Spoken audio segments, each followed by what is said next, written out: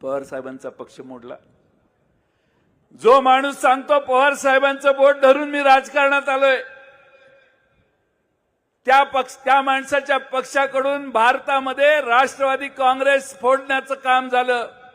तिकडे जाऊन एक मोठी भोपाळा घोषणा केली, 70,000 कोटीची घोषणा केली, आमचा सगळा पक्ष मोकळा झाला। कोणाला वाईट वाटत असेल, पण मला समाधान वाटलं की मोदी साहेबांनी आमचा पक्ष स्वच्छ करून दिला। त्यांचे मी आभार मानेन आणि सगळे स्वतःच्या पोटात घेतले।